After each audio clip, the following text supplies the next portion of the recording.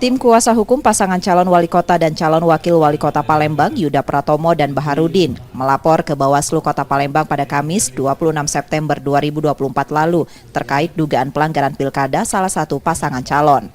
Salah satu dugaan pelanggaran yang ditemukan mereka, adanya alat peraga yang terpasang di kantor camat, tagline, serta insentif untuk ketua RT di Palembang. Laporan tersebut disampaikan ke Bawaslu Palembang sebagai permohonan sengketa pemilihan. Ini ada janji soal insentif.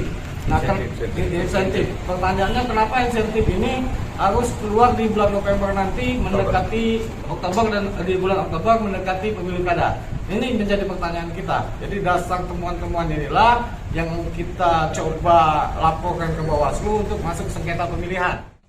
Bawaslu Kota Palembang membenarkan laporan tersebut, namun laporan masih kekurangan berkas.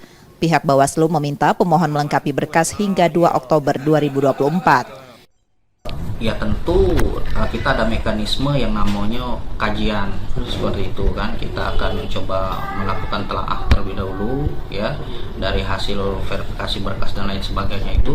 Nanti kita akan coba kalaupun memang ada unsurnya masuk baik itu syarat formil materinya, maka kita akan lakukan tindakan selanjutnya. Jika berkas lengkap, Bawaslu akan mengkaji dan meneliti terlebih dahulu permohonan tersebut. Yudi Kiswanto, Kompas TV, Palembang, Sumatera Selatan.